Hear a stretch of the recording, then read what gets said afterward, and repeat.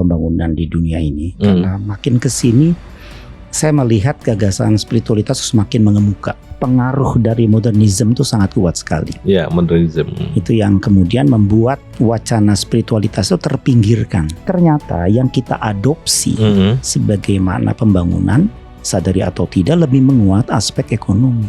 Perubahan yang perlu terjadi justru di dunia pendidikan. Titik masuknya ada di sana, begitu ya. Baru kemudian bisa terjadi perubahan-perubahan yang lebih luas. Proses ini tidak pernah selesai. Becoming of human being. Itu sebenarnya esensinya ada di sana, gitu ya. Enggak. Sedangkan yang lain, apakah kemakmuran ekonomi, teknologi itu sebuah sarana agar kita menjadi lebih manusia.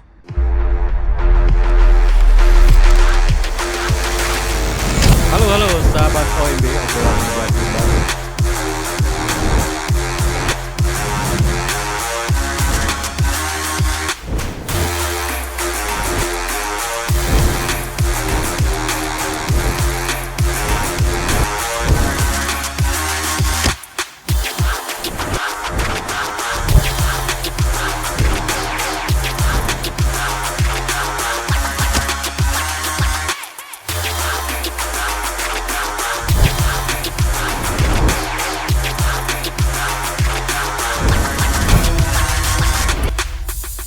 Halo sahabat OMB, sahabat obrolan menjawab bundar.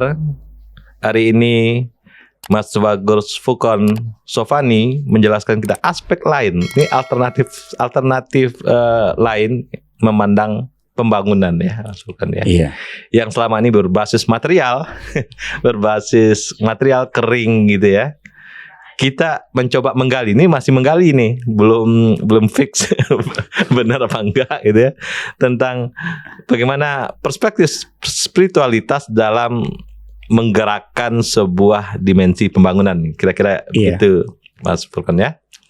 Ya, jadi kita akan menggali itu, apakah mungkin ini alternatif gitu, alternatif ide untuk itu. Tentunya kita sapa dulu Mas Furkon. Assalamualaikum warahmatullahi wabarakatuh. Waalaikumsalam warahmatullahi wabarakatuh. Nah, aspek prioritasnya saya udah dapat dulu di marketing malah ya. Si Herman Kertajaya bilang ini paling ujungnya itu enggak brand, enggak produk, enggak apa ya, spiritualitas gitu ya. Itu Hermawan itu. Nah, kalau marketing kan ya tergantung perspektif aja gitu.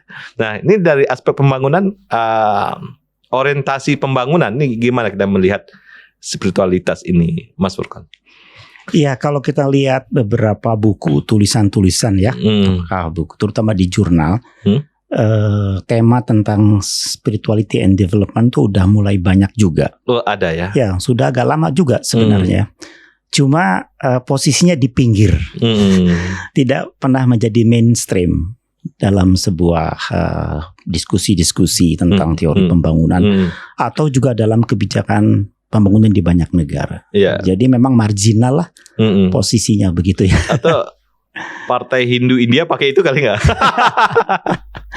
Atau Kristen Demokrat Jerman itu kan juga basisnya mereka agama. Iya, tapi nggak menyentuh ya. Nggak menyentuh ya. Betul, sampai ke sana kalau saya melihat.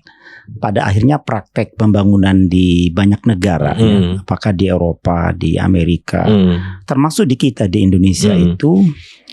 Memang pengaruh dari modernisme itu sangat kuat sekali. Ya, modernisme. Itu yang kemudian membuat wacana spiritualitas itu terpinggirkan di dalam wacana-wacana pembangunan begitu.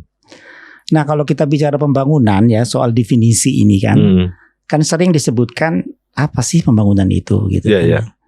Orang sering bilang gitu kalau di banyak ungkapan itu the idea of progress, ide tentang kemajuan. Tapi orang kan tanya lebih lanjut, ini kemajuan apa? Apanya yang maju? Orang bertanya kritis gitu ya, pertanyaan yang sangat mendasar begitu. GDP-nya yang maju. Betul. Jadi tahun 50-an ketika gagasan development ini memang mengemuka dan dirujuk di banyak negara. Ya, kalau kita bicara pembangunan itu bisa dikatakan pembangunan ekonomi. Bahkan kita pun begitu ya memaknainya secara tidak langsung. Walaupun kita punya dasar negara Pancasila, sila pertama ketuhanan yang Maha Esa dan sebagainya. Tetapi ternyata yang kita adopsi sebagaimana pembangunan, sadari atau tidak lebih menguat aspek ekonomi. Ya, ya. Kuatnya pengaruh ilmu ekonomi di dalam kebijakan-kebijakan pembangunan. Ketimbang ilmu-ilmu yang lain, sosiologi, misalnya antropologi, atau juga religion, agama, filsafat dan sebagainya, begitu, atau psikologi, itu tidak sekuat ilmu ekonomi dalam mempengaruhi makna dan kebijakan pembangunan di banyak negara. Mungkin ada pengecualian nih kayak Bhutan kayak. Belakangan ya. Bhutan kan dia tidak pengaruh urusan itu dia. Iya, dia mengembangkan indeks of happiness. Happiness ya. Iya, menarik itu. Jadi orang kan melihat wacana pembangunan secara lebih luas. Lebih luas ya. Nah ini ada figur-figur kuat nggak yang mengarah ke situ, Mas Furqan, yang ahli-ahli atau ilmuwan-ilmuwan yang mencoba mendorong ke situ. Happiness-nya awalnya dari mana, Mas? Iya. Gagasan itu sebenarnya evolutif sifatnya ya. Evolutif. Jadi kalau tahun 50-an itu berbicara pembangunan sebagai pembangunan ekonomi, begitu ya, enggak. Lama-kelamaan ternyata pembangunan ekonomi yang menjanjikan kemakmuran bagi semua rakyat itu menghadapi sejumlah ketimpangan. Di sebagian masyarakat yang sangat tajam, apakah antara desa dengan kota, bahkan penduduk dalam kota, dalam desa. Jadi bersamaan dengan kemajuan ekonomi pada sekelompok masyarakat, tapi di banyak negara, terutama negara dunia ketiga, dihadapkan dengan persoalan ketimpangan yang sangat serius. Jadi tidak secara otomatis timbul persoalan kepemerataan. Jadi gagasan awal pembangunan itu meningkatkan productivity. Orang terus produktif, perusahaan terus produktif ya. Wilayah itu harus produktif, desa kota harus produktif agar bisa menghasilkan pertumbuhan ekonomi yang sangat tinggi. Ternyata tidak diikuti oleh persoalan-persoalan kesejahteraan buat masyarakat secara lebih luas. Jadi muncul isu yang kedua, masalah keadilan sosial. Ya. Tapi kalau kita lihat sebuah distribusi ya, pemerataan itu, saya lihat Jepang malah enggak ya. Jepang malah rata ya, karena gap gajinya enggak jauh-jauh. Iya, relatif ya. Relatif ya. Tapi Amerika cukup senggang. Ya, di barat begitu. Nah, itu isu yang kedua yang kemudian muncul, merespon ya kelemahan dari pembangunan berorientasi kepada ekonomi begitu. Ada masalah keadilan sosial. Itu kira-kira mungkin tahun 60-an gitu. Nah, tidak lama setelah itu muncul masalah isu lingkungan hidup. Ya, kita kenal buku semacam Limited Growth dan sebagainya. Yang menjelaskan bahwa walaupun terjadi kemajuan ekonomi, tapi masalah lingkungan itu dikorbankan. Jadi masalah banjir, masalah kemudian polusi ya. Jadi ini perlu dikoreksi ya, perkembangan GDP ini dengan kerusakan lingkungan yang ditimbulkannya. Itu timbul gagasan preservasi lingkungan dan sebagainya. Itu kan berevolusi itu dari productivity, kemudian ke keadilan sosial, kemudian ke masalah preservasi lingkungan. Muncul lagi kemudian tahun-tahun 80-an, 90-an isu tentang hak asasi manusia. Saya kemarin baca tuh ada di Lembang tuh Pertapaan Karmel. Pertapaan Karmel ini tempat orang-orang Katolik atau masyarakat Katolik untuk kontemplasi di situ. Yang di situ ada tulisan tuh, gede banget tulisannya. Kami tidak membangun, kami cinta lingkungan. Itu spiritualitas, itu Katolik yang bikin itu. Luar biasa saya bilang. Memang gerakan-gerakan pembangunan yang didorong oleh gerakan spiritualitas itu salah satu aktor yang utama adalah lembaga-lembaga keagamaan. Apakah dari Islam, dari Kristen, ya dari Buddha, Hindu, itu banyak memberi inspirasi, termasuk juga dari keyakinan-keyakinan lokal.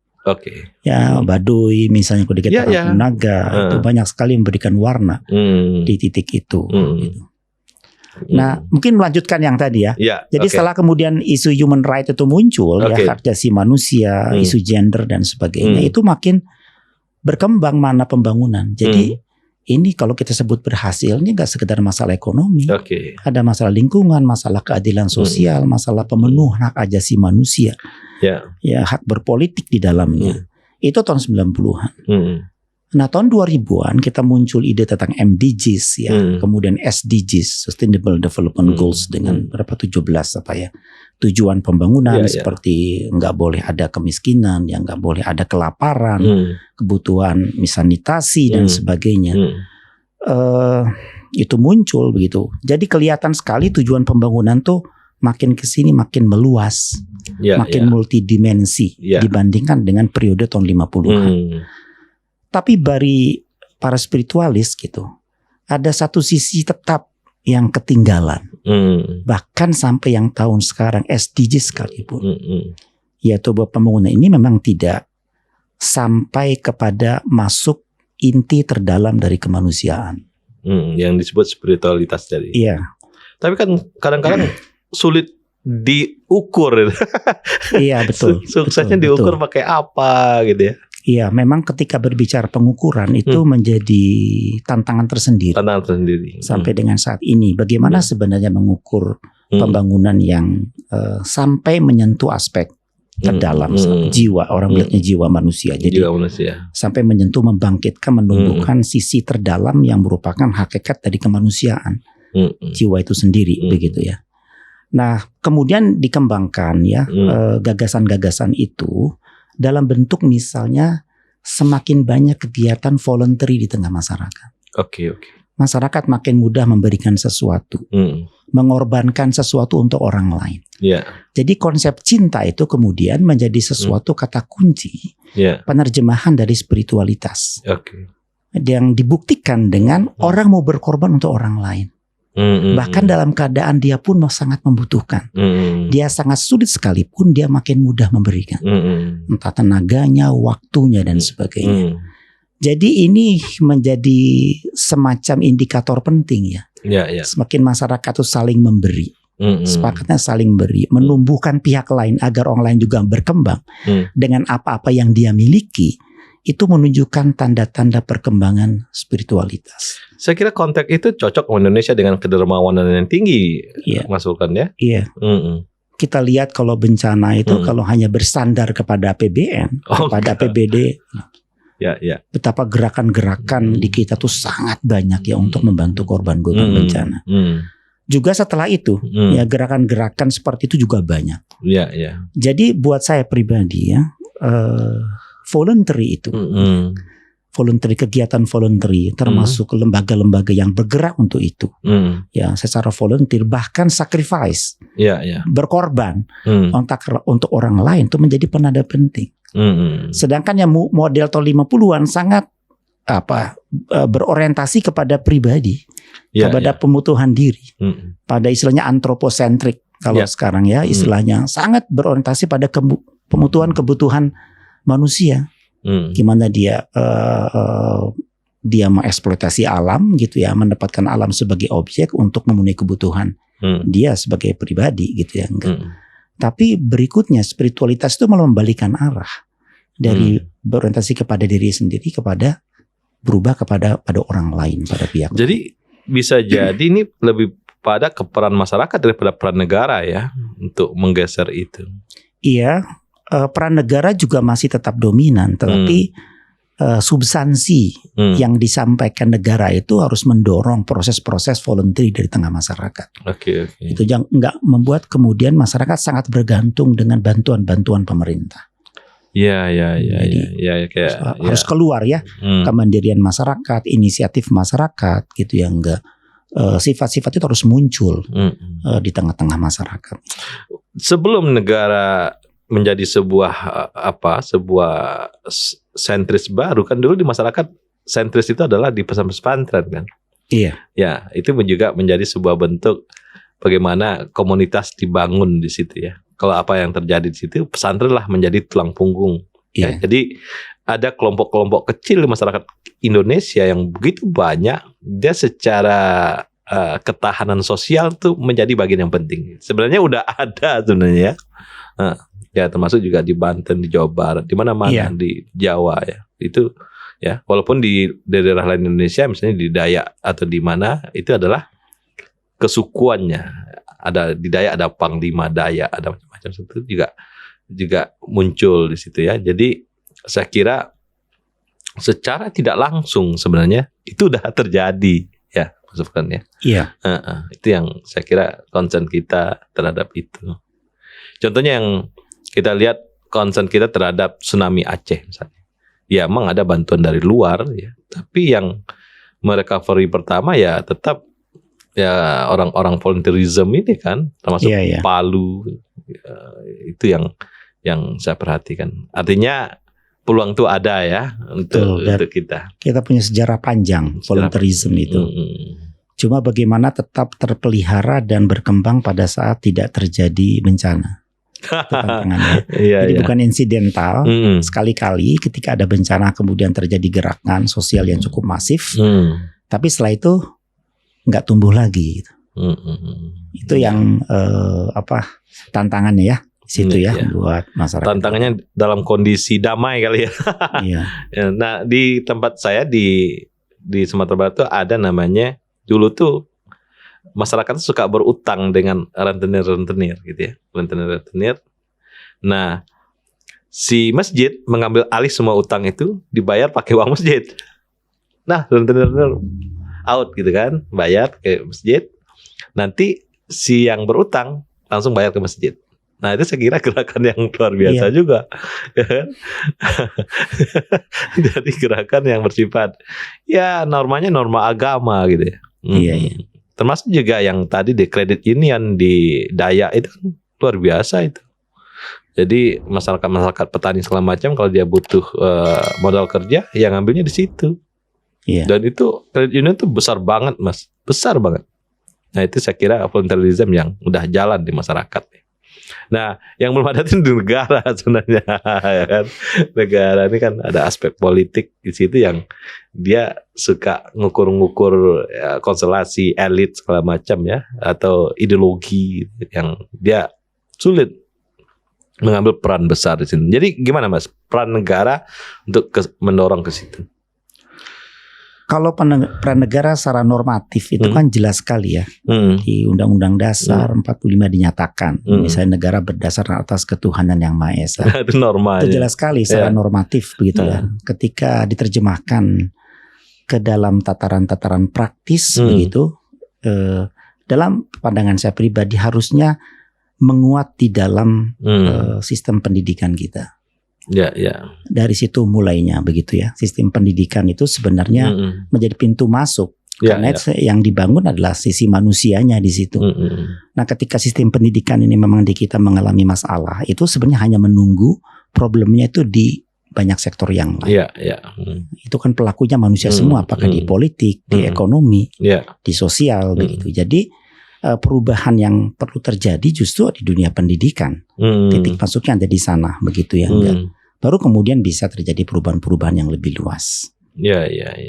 Sebenarnya kan volunteerism ini kalau kita lihat gereja Katolik misalnya kan berapa penghasilan dipotong kan dari penghasilan pribadi-pribadi itu ada ya. Kemudian kalau kita lihat di Jerman ya, gereja-gereja juga motong kan? Sebenarnya itunya udah masuk sebenarnya untuk hal-hal tertentu ya. Dan kalau di Indonesia dia tidak sebuah mekanisme yang struktur gitu ya. Jadi mekanismenya kadang-kadang ya tetangga lihat orang nggak ada makanan dia ngantar makanan ke situ ya, atau orang sakit ya. Di Indonesia tuh banyak banget lembaga yang disebut lembaga semacam kumpulan orang-orang, misalnya kematian, semacam kongsi kematian gitu ya. Jadi kalau ada orang mati itu kan ada tuh orang yang siap langsung menyelenggarakan kematian misalnya. Atau orang yang melihat di banyak Indonesia anak-anak yatim kan dirawat orang-orang masjid. Nah itu sebenarnya udah secara praktek itu udah terjadi sebenarnya ya. Nah itu yang secara sosial terjadi. Paling yang perlu dikelola misalnya di perkotaan palingnya. Di perdesaan saya kira itu udah menjadi hal yang luar biasa. Dulu disertasi tesis dari Subhan menceritakan di disertasi dari Filipina, kalau sebuah komunitas kuat spiritualitasnya, kedamaian, kesejahteraan apapun itu ada di daerah itu akan terjadi dengan baik. Kalau kembali ke yang negara tadi, Tantangan terbesar menurut saya dari perilaku dari para penyelenggara negara. Iya. Itu yang tidak membuat masyarakat sulit untuk memberikan kontribusi buat pembangunan dari sekitarnya. Jadi soal trustnya, soal kepercayaan. Ya. Kalau kemudian para penyelenggara negaranya mampu menampilkan trust yang cukup tinggi, sikap yang sangat bagus gitu ya, sangat punya integritas ya di dalam menjalankan kebijakan pembangunan, itu sebenarnya akan ada dorongan dari masyarakat untuk berikan kontribusi lebih luas kepada masyarakat, kepada negara. Kita lihat juga pada awal-awal kemerdekaan. Ya, baru merdeka ya kan, ketika masyarakat punya kepercayaan yang sangat tinggi kepada para pemimpin pada masa itu, mereka nyumbang. Masyarakat Aceh menyumbang, kita mengenal ya. Masyarakat yang lain juga, pengusaha banyak yang menyumbang itu kepada negara. Itu jadi kalau kita lihat, jadi volunteerism dan sacrifice itu juga sangat bergantung kepada bagaimana negara ini diselenggarakan. Ketika itu kemudian menurun gitu, kepercayaan hilang, nggak ada lagi sifat volunteerism. Dia akan pindahkan ke lembaga-lembaga yang dia yakin. Apakah lembaga zakat ya, atau lembaga masjid atau lembaga gereja, pindah dia, pindah channel ke sana. Jadi dasar volunteerism itu menurut saya di masa kita sudah ada. Cuma kemana arahnya ini? Ke lembaga mana itu diberikan ya, bergantung kepada trust, kepada kepercayaan pada lembaga-lembaga itu. Jadi aparatur negara yang zuhud itu juga penting ya, yang sederhana gitu ya, ya pola-pola ya Mahatma Gandhi gitu lah ya, yang kita harapan masyarakat. Jadi dia seorang pejabat negara yang sederhana atau pegawai-pegawai negeri yang sederhana segala macam. Ya Bung Hatta lah, kalau Pak Gandhi terlalu jauh mungkin. Jauh, ya. Kita juga punya banyak model kan. Pak Sugeng dari kepolisian misalnya. Ya kan banyak sekali model-model. Kalau terus itu makin banyak tumbuh yang seperti itu, makin mudah untuk bekerja untuk negara. Karena yakin bahwa yang dia berikan akan disampaikan kepada pihak yang tepat. Nah itu krisis role model kita ya. Problemnya itu. Nah kemarin kita juga cerita tuh sama Mas Budi Raharjo ya. Di Indonesia itu kita krisis role model. Role model tuh gini, dia cerita. Kalau kita lihat bulu tangkis, kita punya tuh Rudy Hartono, Lens Viking gitu ya. Tapi di teknologi, di perbankan, di apa kita udah nggak punya. Sehingga orientasi anak-anak, orientasi remaja itu nggak muncul. Misalnya role model untuk yang tadi yang Mas bilang, misalnya untuk jaksa misalnya, ada dulu kita punya Bahrudin Lopa misalnya. Nah itu Bahrudin Lopa jaksa atau hakim? Jaksa ya, jaksa. Nah itu ada role model. Atau role model di LSM ada Anan Buyung Nasution misalnya. Itu kan ada ya. Jadi teknolog Pak Habibie, teknolog Habibie. Sekarang udah nggak ada itu. Ya. Dan juga biasanya dulu kalau kita punya role model itu kita menjadi apa namanya, catrik ya. Kita menjadi murid dari orang itu gitu loh. Kan di dunia pesantren juga gitu kan. Kita ini role model kita si kiai ini. Kita nggak hanya belajar tentang kiai itu, tapi kita belajar juga cara dia makan, cara dia istirahat, cara dia tidur, segala macam kan dipelajari gitu ya. Nah itu di Indonesia itu terjadi seperti itu. Orang mencoba mengikuti. Nah sekarang problemnya role modelnya nggak ada. Siapa yang mau ditiru gitu? Itu menurut Mas Budi. Nah, gimana Mas melihat itu? Karena itu juga terkait dengan spiritualitas juga. Ada orang baik yang akan kita tiru gitu. Iya, kalau kita bicara spiritualitas pasti ditunjukkan dengan karya yang bisa orang mengakui begitu ya. Ada bukti yang bisa kelihatan seperti itu. Barunya seperti itu. Gitu. Sebenarnya kalau melihat skala nasional memang sulit ya, orang mencari seperti Pak Habibie dan sebagainya seperti itu. Jadi lokal figur ada ya? Lokal figur banyak. Hanya mungkin tidak cukup mendapat tempat untuk disampaikan kepada publik gitu. Kalau saya melihat contoh-contoh banyak ya. Kalau beberapa acara di TV, Kick Andy atau apa di Kompas juga ada tuh sosok apa ya, atau tokoh itu ya. Itu juga selalu ada menampilkan orang-orang yang punya karya-karya besar begitu. Bisa, dan saya di kuliah sering menyampaikan gitu ya, contoh-contoh terutama dalam bidang pengembangan komunitas gitu. Banyak itu contoh seperti itu. Nah ini mungkin bisa menjadi sebuah basis kita untuk ngembangin itu misalnya. Ya teladan-teladan kan penting juga ya. Teladan-teladan. Misalnya di DPR aja kita nggak punya teladan itu. Di pemerintahan dulu Bu Sri Mulyani boleh lah ya, walaupun dicoba jadi teladan kan sebenarnya. Seorang yang menguasai ilmunya, dia juga mengerjakan sesuatu dengan bersih dengan ini segala macam, itu juga bisa menjadi teladan. Atau misalnya Pak Basuki PU lah. Dengan gaya dia rambut putih, baju pakai topi gitu ya, untuk infrastruktur saya kira juga menarik itu jadi teladan gitu ya. Yang itu-gitunya harus banyak itu ya. Saya kira di situ yang perlu kita support ya. Iya. Untuk gubernur aja, gubernur sekarang siapa yang teladannya juga ada kan. Dulu ada Pak Abdullah ya di Sulawesi Selatan ya. Itu teladan ya, karena dia macam-macam lah yang dikerjain sama dia. Nah, sekarang defisit teladan. Itu problem dalam kalau yang ini ya, aspek spiritualitas tadi yang mau kita kembangkan. Saya kira dari situ mungkin kita bisa mulai itu ya. Iya. Gitu. Problem-problem kita. Atau dulu ya Hatta sangat mengkip, misalnya dia punya kebijakan pemerintah, dia nggak cerita kan. Misalnya pemotongan uang, dia kan nggak cerita ke istrinya sama aja dari uang dipotong. Terus istrinya ngeluh misalnya, kok duit nilainya jadi kecil gitu ya. Nah itu kan luar biasa ya. Jadi itunya yang kita nggak dapat cerita-cerita tentang itu lagi gitu. Nah gimana nih Mas itu? Apakah lewat figur atau lewat sistem yang harus kita bangun? Dua-duanya ya? Iya.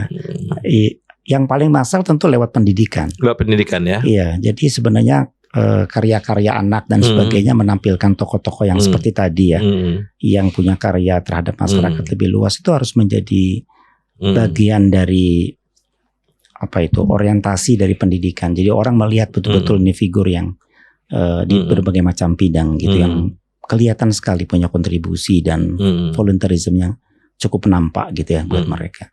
Jadi kalau itu ditumbuhkan ya di pendidikan, kemudian juga sistem juga seperti itu, sistem apresiasi kepada orang, ya penghargaan ya dari negara atau institusi apapun kepada orang seperti itu harus betul-betul menjadi orientasi pada setiap institusi. Jadi value yang menjadi acuan masyarakat menjadi berubah. Kalaupun ditampilkan misalnya pejabat atau pasangannya atau anaknya yang sekarang ramai begitu ya, dengan gaya hidupnya yang ditampilkan, atau mungkin juga sinetron di TV dengan kehidupan perkotaan yang mewah, ya orang-orang desa akan punya pikiran, atau masyarakat umum punya pandangan seperti itu loh hidup yang berhasil itu. Ya, dengan gaya hidup seperti itu. Ada contoh-contoh sebenarnya kalau kita nggak punya figur, kita bisa bikin rekaan figur. Misalnya di Jepang dulu, Jepang tuh di usia 20 dia udah juara 2, juara 3 untuk sepak bola. Sebenarnya tradisi sepak bola di Jepang nggak ada. Jepang tuh dia tradisinya soccer yang dilempar-lempar itu apa namanya. Nah juga tradisi softball sebenarnya Jepang. Tapi dia bikin tokoh rekaan Kapten Tsubasa. Di komiknya ada Kapten Tsubasa. Nah Kapten Tsubasa ini yang mendorong Jepang kan di Piala Dunia bisa masuk kan, bisa ini segala macam. Ini para komikus nih, para inilah ya, orang-orang kreatif untuk ini bisa juga menciptakan tokoh rekaan untuk itu. Untuk mendorong aspek-aspek spiritualitas di masyarakat ini, orang-orang yang betul volunteerism atau filantropi, orang hidupnya berbagi aja terus, itu juga harus ditanamkan. Bagaimana? Bikin aja cerita, ada orang yang berbagi lewat cerita-cerita yang menarik gitu ya. Karena kita nggak ada modalnya udah rekaan aja dah gitu. Di wayang juga ada kan? Ada ya. Iya kan sebenarnya juga sama ya, cerita-cerita Bima dan sebagainya. Itu juga sebuah sama seperti itu ya. Orangnya mungkin nggak yang mana sih Bima, tapi kan ada sebuah ide pribadi yang seperti itu, yang masuk dalam cerita pewayangan begitu ya, orang melihat kemudian juga mendapatkan inspirasi. Nah model itu kan udah dari dulu sebenarnya, model klasik ya, model klasik kita ya, tradisional ya modelnya. Nah sebenarnya kan kalau kita lihat cerita orang kaya kan tidak diingat, tapi orang yang berbagi pasti diingat kan. Ya berapa orang kaya di seluruh dunia ini nggak ada yang diingat sama orang kan. Tapi kalau orang dia melakukan suatu momentum sosial, perubahan sosial atau hal yang monumental secara sosial, orang pasti ingat. Ya, itu yang harus juga menjadi catatan penting untuk menggeser nih, bahwa pembangunan itu ya aspek itunya yang lebih penting. Saya kira itu Mas Tubagus Furqon yang kita bahas hari ini ya. Nah, kita ambil apa yang poin-poin penting ya kata kuncinya untuk itu. Saya melihat secara optimis ya, secara umum ya tentang pembangunan di dunia ini. Karena makin kesini saya melihat gagasan spiritualitas semakin mengemuka. Bahkan di Barat sekalipun, gerakan-gerakan holisme seperti itu ya, gerakan spirituality itu makin meluas di Timur maupun di Barat, dan makin sering dibahas di dalam diskusi-diskusi tentang pembangunan, bahkan masuk ke dalam kebijakan-kebijakan pembangunan. Menarik buat saya karena ini makin memperkaya dan makin masuk ke dalam esensi manusia, begitu yang sebenarnya. Jadi bukan pembangunan itu misalnya sekedar meningkatkan angka kesehatan, kemudian harapan hidup yang semakin panjang, itu aspek luar semua begitu. Tapi kalau kita bicara spirituality itu makin masuk kepada intinya, atau kalau bahasa sering kita dengar, memanusiakan manusia. Itu kata kunci penting menurut saya. Memanusiakan, sebuah proses untuk memanusiakan manusia. Proses ini tidak pernah selesai. Becoming of human being. Itu sebenarnya esensinya ada di sana gitu ya, enggak. Sedangkan yang lain, apakah kemakmuran ekonomi, teknologi, itu sebuah sarana agar kita menjadi lebih manusia dengan sebelumnya. Ngewongke ya. Iya. Sahabat OMB, inilah obrolan kita tentang spiritualitas ya dalam aspek pembangunan ya, orientasi pembangunan, dan Mas Tubagus Furqon sudah menjelaskan banyak, dan ini akan menjadi titik pijak untuk melihat aspek pembangunan, orientasi pembangunan yang nanti bisa berkembang lah, kita harapkan berkembang ya cara pandang itu. Sahabat OMB, sahabat obrolan meja bundar, inilah Tubagus Furqon Sofani PhD. Terima kasih.